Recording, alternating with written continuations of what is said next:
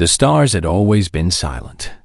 For thousands of years, humanity looked up at the night sky and wondered if they were alone. They sent radio signals into the darkness. They built telescopes and pointed them at distant worlds. They dreamed of meeting other beings who shared the universe with them. They should have been careful what they wished for. Admiral Kethran stood on the command deck of his flagship, the Eternal Dominion. Through the massive viewing screen, he watched the blue and green planet grow larger as his fleet approached. Earth, a small world in an empty corner of the galaxy. The inhabitants called themselves humans. He had read the reports. Humans were a young species. They had only discovered nuclear power a few decades ago. They still burned dead plants for energy.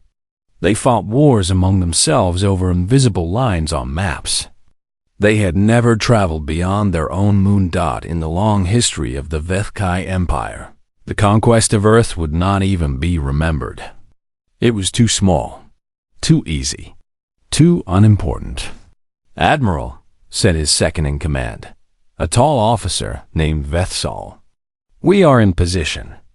300 ships await your orders." Kethran nodded slowly. 300 warships for a planet that had no space fleet.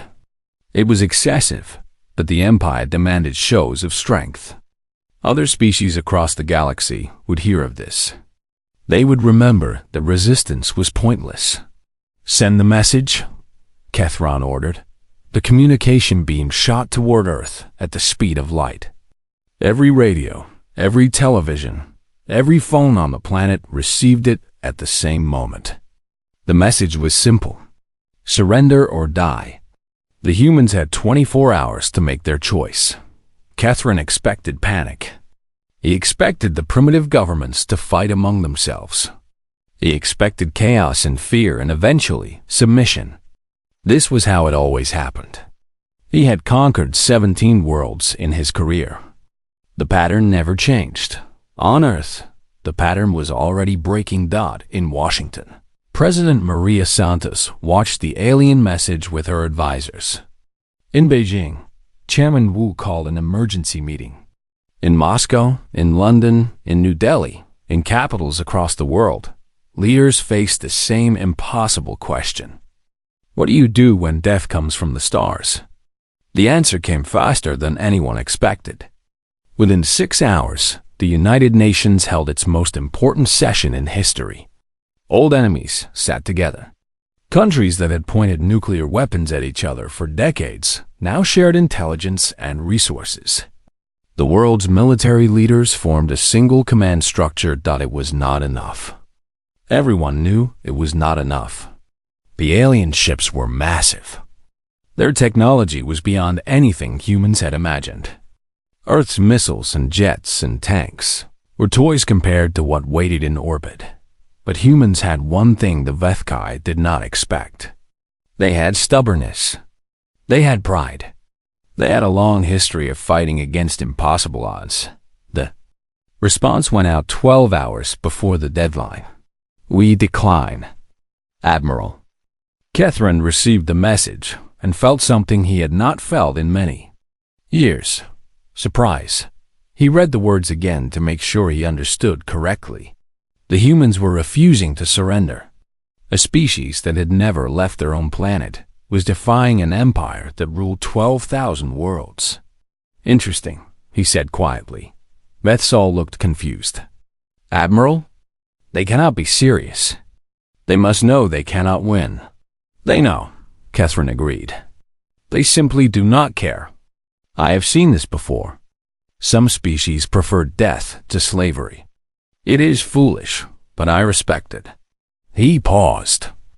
"Still, foolishness must be punished. Begin the bombardment. Target their largest cities. Show them the price of defiance." The order spread through the fleet. Weapons systems activated. Targeting computers locked onto New York, Beijing, Moscow, London, Tokyo, and a dozen other cities. Kinetic rounds, the size of buildings, were loaded into firing chambers. These weapons needed no explosives. They would simply fall from space, hitting the ground with the force of nuclear bombs. Fire, Kethron commanded. The rounds launched.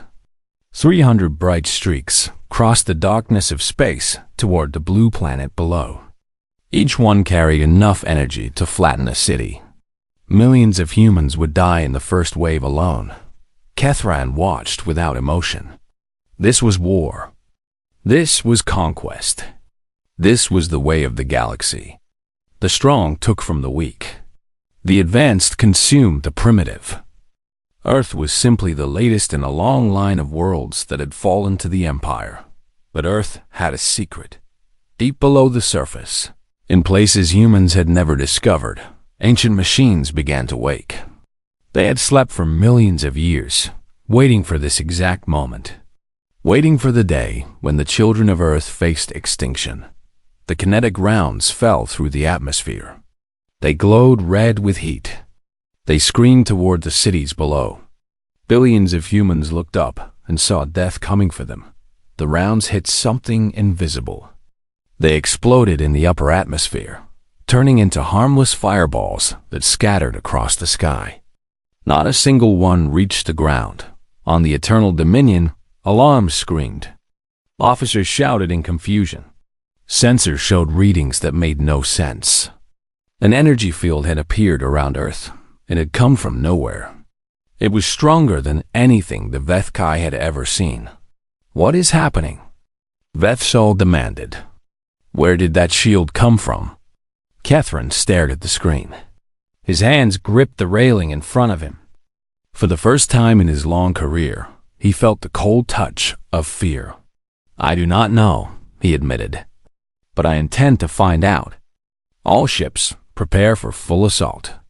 We will break through whatever barrier they have created. He gave the order with confidence. But deep inside, a small voice whispered that something was wrong.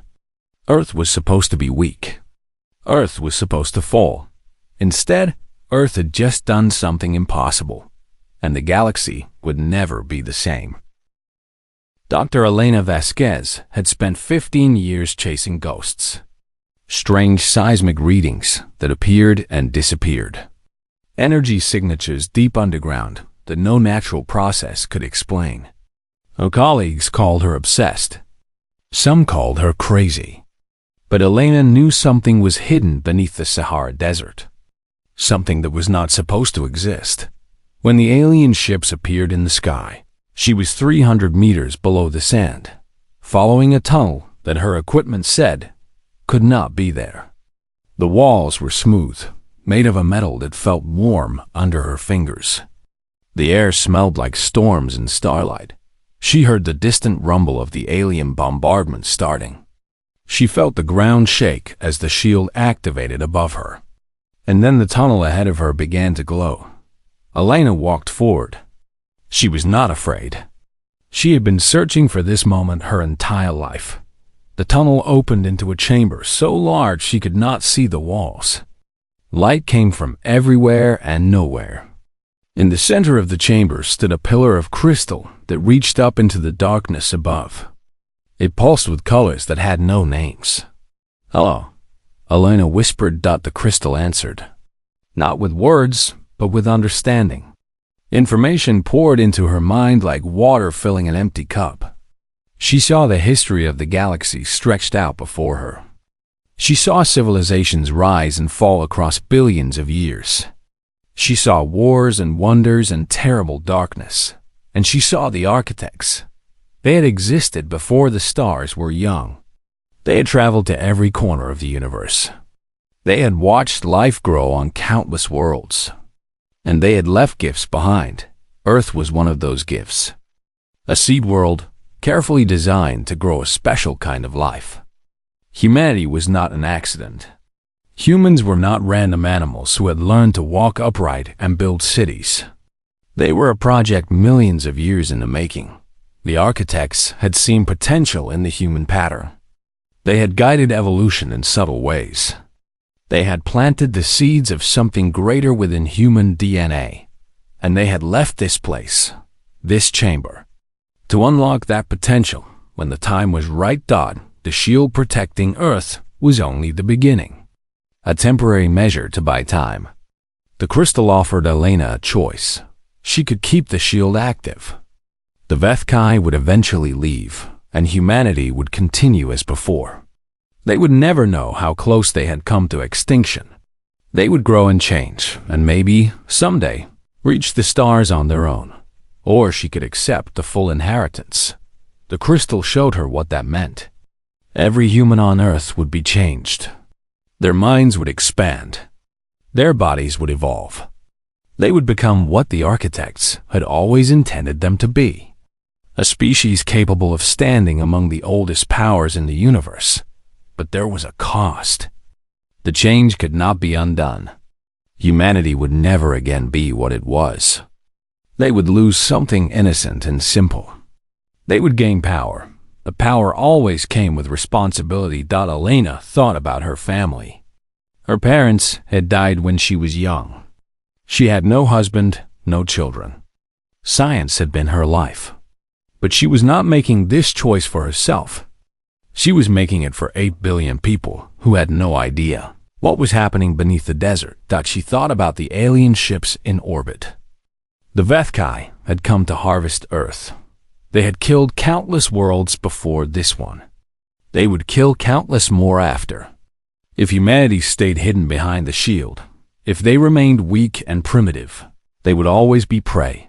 Elena made her choice. She touched the crystal. Light exploded outward from the chamber. It passed through rock and sand and water. It spread across continents in seconds. It reached every human being on the planet at the same moment. In New York, a young mother felt her mind open like a flower. In Tokyo, a businessman suddenly understood mathematics that had puzzled scientists for centuries. In a small village in Africa, a child reached out with her thoughts and touched the mind of her grandmother across the room. The change was not painful. It was not frightening. It felt like waking up from a long sleep. It felt like remembering something that had been forgotten long ago. Humans looked at each other with new eyes. They could feel connections between their minds. They could see the energy that flowed through all living things. They understood in a single moment that they were no longer alone inside their own heads. The shield around Earth flickered and faded. They did not need it anymore. Admiral Catherine saw the shield fall and felt hope. His weapons had been useless against the barrier, but now it was gone. Perhaps the primitive planet had exhausted its defenses. Perhaps the strange technology had failed. All ships, he ordered, resume the bombardment. The fleet fired again. Kinetic rounds and plasma bolts and nuclear missiles streaked toward Earth. Enough firepower to crack continents and boil oceans. None of it reached the surface. The weapons did not hit another shield. They simply stopped existing. Human minds reached up from the planet below and unmade them. Not with technology, not with machines, with pure will and thought. Catherine watched his sensors go dark. Not because they were broken, because there was nothing left to detect. His weapons had been erased from reality. This is impossible, Bethsaw whispered. On the planet below, Elena stood in the ancient chamber. The crystal had gone dark. Its purpose was complete. She could feel 8 billion minds connected to her own. She could feel their fear turning to wonder. She could feel their wonder turning to anger. Humanity had been attacked. Humanity had almost died. And now humanity had the power to do something about it. Elena closed her eyes and sent a message to every mind on Earth. It was not words. It was understanding. It was knowledge of what they had become and what they could do. The response came back as a single thought from billions of voices. We are ready. Above the planet, the Vethkai fleet prepared for another attack. They did not understand what was happening. They did not know that the rules of the game had just changed. Humanity was no longer prey, and the hunters had just become the hunted. Captain Sarah Chun had flown fighter jets for 12 years. She knew her aircraft better than she knew herself. But when she climbed into the cockpit that morning, everything was different. She could feel the plane. Not just the controls under her hands, but the metal itself. The fuel flowing through pipes. The electricity running through wires. The machine had become an extension of her body. Around her, 47 other pilots experienced the same thing. They were the first wave. Earth's response to the invasion. Their jets were old technology designed decades ago, powered by burning fuel. Against the Vethkai fleet, they should have been useless. They were not useless anymore. All pilots, Sarah said through the radio. She did not need the radio anymore. She could speak directly to their minds. But old habits died hard. We launch in 60 seconds. Stay connected. Think together. Fight together. The jets screamed off the runway and climbed toward space. They should not have been able to reach orbit. Their engines were not designed for it. But the pilots thought them higher and higher, and the machines obeyed. Admiral Catherine watched the human aircraft approach. His tactical officers laughed at the readings. Chemical rockets. Metal shells. No shields, no plasma weapons, no faster-than-light capability. These primitive machines were not a threat. Destroy them, Catherine ordered. Show these creatures the price of their arrogance. 1,000 guns turned toward the human jets. Plasma bolts crossed the void at the speed of light. There was no way to dodge weapons that moved so fast. Sarah saw the shots coming. Not with her eyes. It was something deeper. Something new. She thought herself sideways, and her jet folded through a dimension that had no name. The plasma passed through empty space where she had been a moment ago. All 47 pilots did the same thing. They danced between the stars, slipping through reality like ghosts. The Vethkai gunners could not track them. Their targeting computers could not understand movement that ignored normal physics. Then the humans attacked. Sarah thought about missiles. She had 12 of them loaded under her wings. Old weapons, designed to hit targets a few miles away. But she understood now that distance was an illusion. Space was folded paper, and she could move the fold however she wanted. She fired. The missile disappeared from normal space. It reappeared inside a Vethkai cruiser, detonating in the engine room. The ship broke apart in a flower of flame and debris. Across the battle, the same scene played out again and again. Human missiles vanished and reappeared inside enemy vessels. Shields meant nothing when the weapons bypassed them completely. Armor meant nothing when the explosions came from within. 43 Vethkai ships died in the first 3 minutes. Then 50 more. Then 100. Catherine gripped his command chair with white knuckles. His fleet was being destroyed by museum pieces. By aircraft that belonged in history books. By a species that had been labeled primitive and weak. How are they doing this? He demanded. Where did they get this technology? No one could answer him. The technology did not exist. The humans were not using machines to fold space. They were doing it with their minds. On the surface of Earth, the ground war had already begun. The Vethkai had landed troops before the space battle started. 10,000 soldiers in powered armor, carrying weapons that could level buildings. They expected easy slaughter. They found something else entirely. Sergeant Marcus Cole stood in the ruins of a small town in Kansas. His squad had been 20 soldiers that morning. Normal men and women with normal guns. Now they were something more. The Vethkai troops advanced through the streets, confident in their superior firepower. Marcus felt them coming. He felt their fear even though they hid it well. He felt the electronic signals passing between their armor systems. He reached out with his mind and turned off their weapons. Every Vethkai soldier stopped at the same moment. Their plasma rifles went dead. Their armor locked up. They stood frozen in the street like statues, unable to move or fight. Marcus walked toward them. He was not afraid. He could see every possible future stretching out before him. He knew which paths led to death and which led to victory. He chose his steps carefully, moving through a maze that only he could see. "You came here to kill us," he said to the frozen soldiers. "You thought we were weak. You thought we were prey." He stopped in front of the Vethkai commander. The alien's eyes moved wildly behind his helmet visor. He was trying to understand what was happening. He could not. "We are not prey," Marcus continued. "We never were. We were sleeping, and now we are awake." Across the planet, the same story played out. Human soldiers and civilians discovered abilities they never knew they had. They moved faster than normal. They thought faster. They worked together without speaking. Their minds linked in a web of shared purpose. The Vethkai landing forces were captured or destroyed within hours. 10,000 elite soldiers defeated by farmers and teachers and construction workers who had become something new.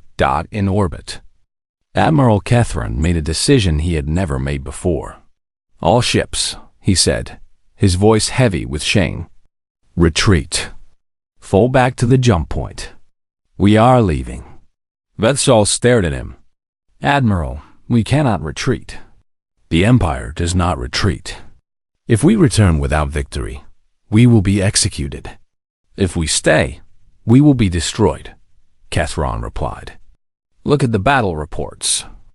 We have lost 147 ships. The humans have lost nothing. Nothing. Their primitive aircraft are killing our cruisers. Their soldiers are defeating our warriors with their thoughts." He paused, staring at the blue planet on his screen. "We came here expecting easy prey. We found something else. Something the galaxy has not seen in a very long time. Perhaps ever."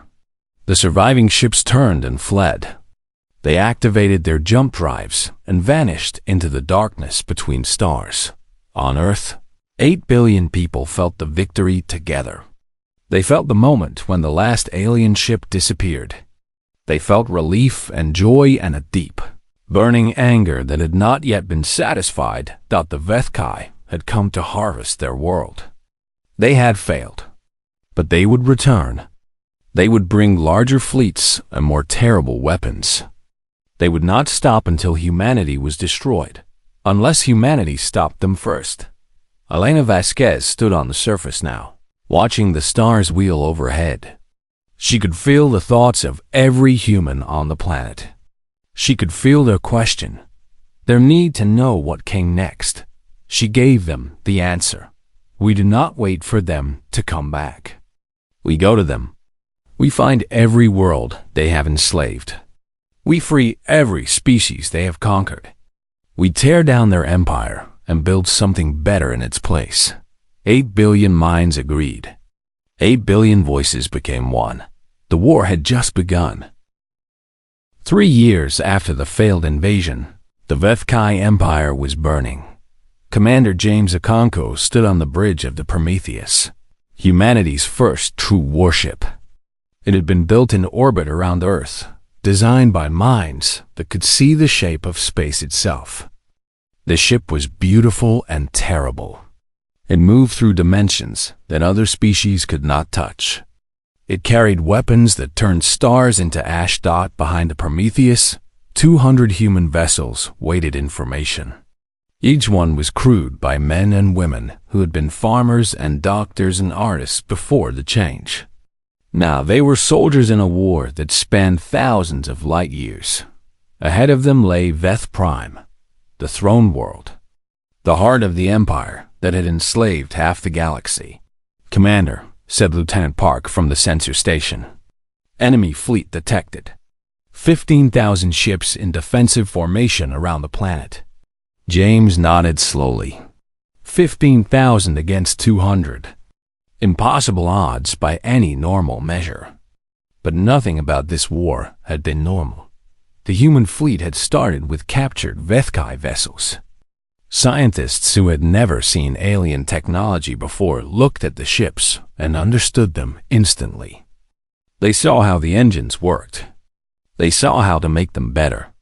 Within weeks, Earth was producing ships that outclassed anything the Empire had ever built. The liberation campaign had begun with the closest conquered worlds. Small planets where slave species toiled in mines and factories. Human ships would appear without warning, bypassing every defense the Vethkai had constructed. The message was always the same. You are free now.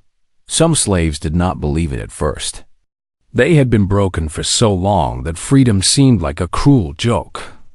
But then the Vethkai governors were dragged from their palaces. Then the tribute ships stopped coming. Then the impossible became real. Words spread through the galaxy.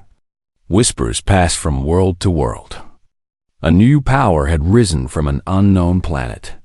They called themselves human. They could not be stopped. They could not be defeated. And they did not conquer. They liberated. The Galactic Conclave, the council of elder races that ruled over the empires and federations, demanded answers. They sent ambassadors to Earth. They asked what humanity wanted. They offered treaties and alliances and bribes. Elena Vasquez met them herself. She had become something like a leader, though humans did not use that word anymore. They made decisions together now, their minds working as one. But Elena was the voice, the one who spoke to those who could not understand what humanity had become. We want justice, she told the ambassadors. We want every slave freed.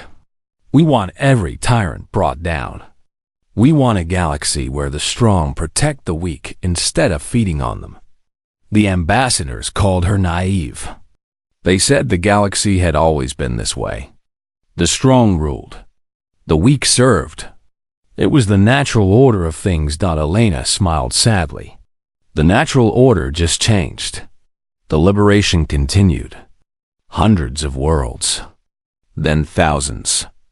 Species that had not known freedom for millennia suddenly found themselves masters of their own fate. Some were grateful. Some were angry. Some were afraid of what would come next. But all of them remembered who had freed them. Now, James Okonkwo faced the final battle. Veth Prime was the most heavily defended world in the known galaxy. The Emperor himself waited in his citadel, surrounded by his personal guard. Every remaining ship in the Imperial fleet had gathered to protect him.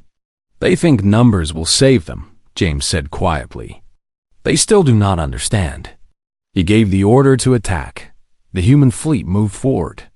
They did not fly through normal space.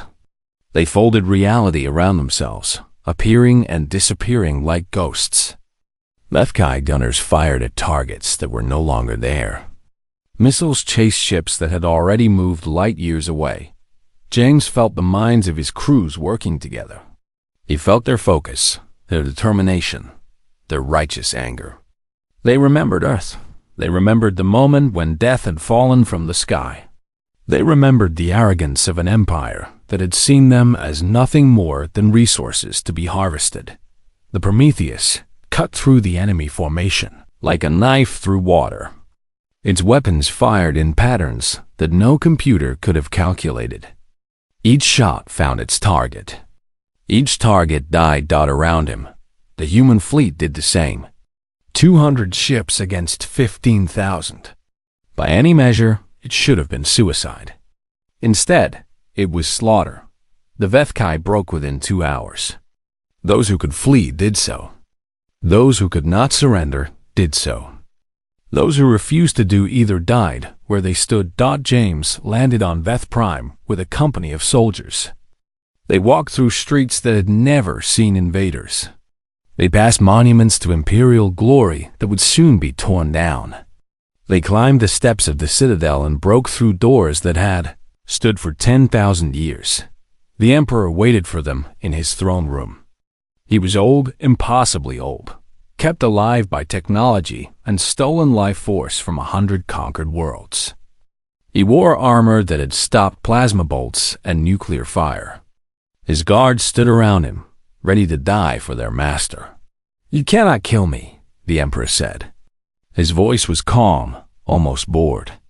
I have lived for 30,000 years. I have seen empires rise and fall. Whatever you are, whatever power you think you have, it will fade. And I will remain." James walked toward him. The guards raised their weapons. James waved his hand, and the weapons fell apart into pieces. The guards looked at the broken metal in their hands and fled. "I am not here to kill you," James said. "Death would be too easy. Too quick. You deserve to suffer as your victim suffered." The Emperor laughed. "And what will you do? Torture me? I have been tortured before. I have survived things you cannot imagine." "I am going to let you live," James replied. "Among them." He gestured toward the windows. Outside, crowds were gathering. They were not Vethkai. They were slaves, workers, the countless species that had served the Empire for millennia. They had heard that the capital was falling. They had come to see. "You will live among the people you enslaved," James continued. "You will see their faces. You will hear their stories. You will know what your empire truly was. And you will carry that knowledge forever." The Emperor's calm finally broke. Fear flickered in his ancient eyes. He understood.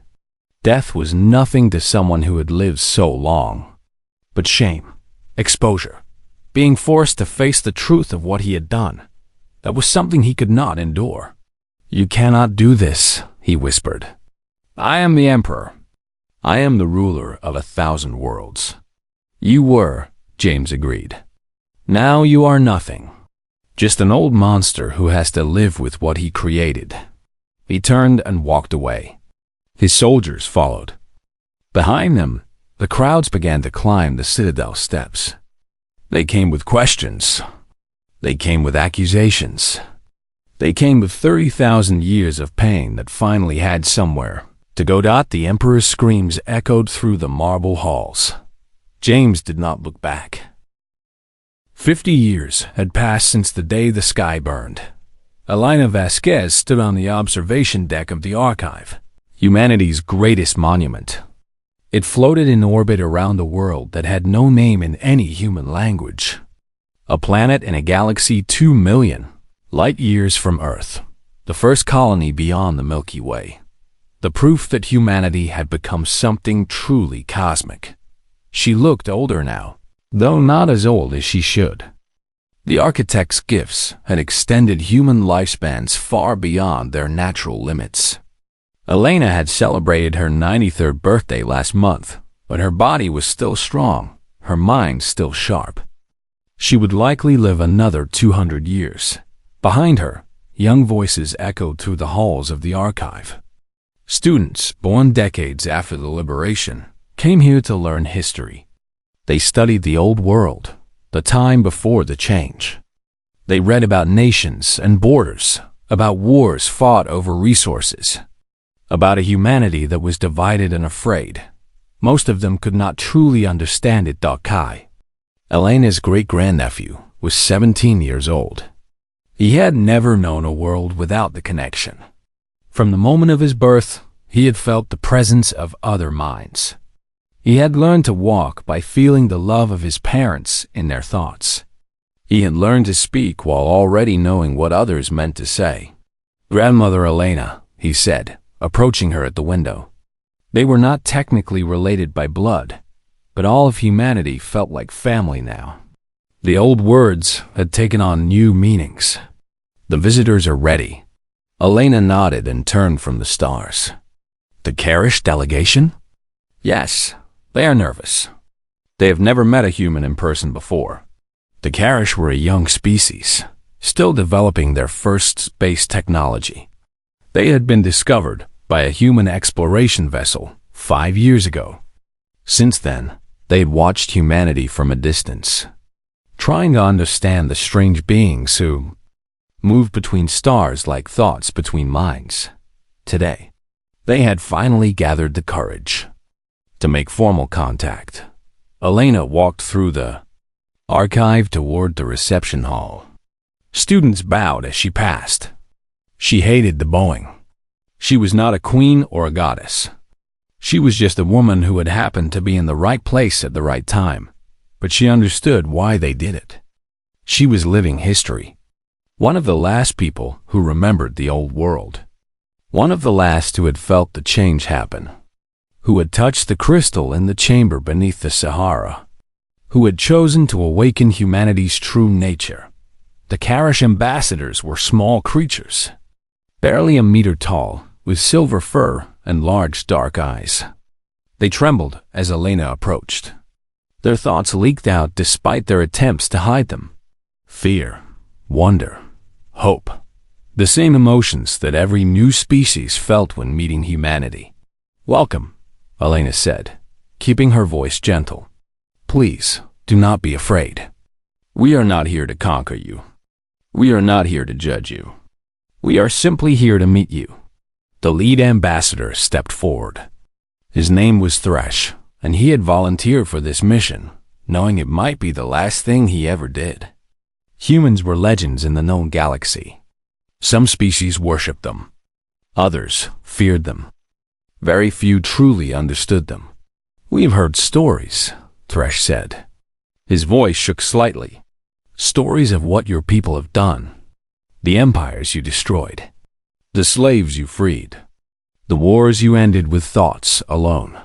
He paused, gathering his courage. "Are the stories true?" Elena smiled sadly. "Some of them. We did fight a war. We did free billions of beings from slavery. But we are not gods. We are not perfect. We are simply people who were given a gift and tried to use it wisely." Thresh tilted his head. "The old species, the ones who remember the time before you, they say that humans are dangerous. They say you could destroy the galaxy if you wished." "We could," Elena admitted. "But we will not. Power without restraint is just another form of tyranny. We learned that lesson the hard way." She led the ambassadors through the archive, showing them the history displays. Images of old Earth, videos of the invasion, recordings of the battles that followed. The Karish watched with wide eyes as they saw what humanity had overcome. "Why do you help other species?" Thresh asked eventually. "You have the power to rule everything. Why do you choose to serve instead?" Elena stopped in front of a particular display. It showed the chamber beneath the Sahara, now a sacred site visited by millions every year. The crystal stood dark and silent, its purpose complete. "The beings who made us had a philosophy," she said. "They believed that true strength comes from lifting others up, not from pushing them down. They planted seeds across the universe, hoping that someday one would bloom into something worthy of their legacy." She turned to face the ambassadors directly. "We do not know if we are worthy. We do not know if we will ever be. But we try. Every day, we try. That is all anyone can do." Thresh was quiet for a long moment. Then he bowed, a gesture of respect from his culture. "Perhaps the stories about humans are wrong," he said. "Perhaps you are not dangerous at all. Perhaps you are exactly what the galaxy needed." Elena laughed softly. "Perhaps. Or perhaps we are both dangerous and necessary. The universe is strange that way." Later that evening, she stood alone on the observation deck once more. The Karish had returned to their ship, their minds full of new understanding. They would tell their people what they had learned. More species would come seeking contact. The cycle would continue. Kai joined her at the window. "Do you think the architects knew?" he asked. "Do you think they planned all of this?" Elena considered the question. She had thought about it many times over the years. The chamber, the crystal, the gifts hidden in human DNA for millions of years. Had it all been designed for this moment? "I think they hoped," she said finally. "I think they looked at the universe and saw how cruel it could be. They saw empires that crushed the weak and consumed the innocent. And they decided to plant something different. A species that might grow strong enough to fight back, but wise enough to know when not to.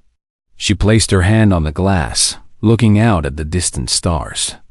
We were their dream, a dream of what the galaxy could become. And now it is our responsibility to make that dream real. Kai stood beside her in comfortable silence. He could feel her thoughts, her memories, her hopes and fears. He could feel the connection that bound all of humanity together. They were no longer individuals fighting alone against an uncaring universe. They were one mind, one heart, one purpose. And that purpose was simple. The galaxy had expected Earth to fall. It had expected humanity to die in fire and silence. Just another footnote in the long history of conquest and cruelty. Instead, humanity had risen. They had broken the chains of 1,000 worlds. They had torn down the thrones of tyrants and built something new in their place. They had become the guardians that the architects had always believed they could be dot far across the void. On Earth itself, children played in fields beneath a sky that had once burned with enemy fire. They laughed and ran and dreamed of the stars. They did not know fear. They did not know conquest. They knew only the endless possibility of a universe waiting to be explored. The architects would have been proud. And somewhere in the darkness between galaxies, Elena liked to believe they were still watching, still hoping, still waiting to see what their children would become. The story was not over. It was only beginning.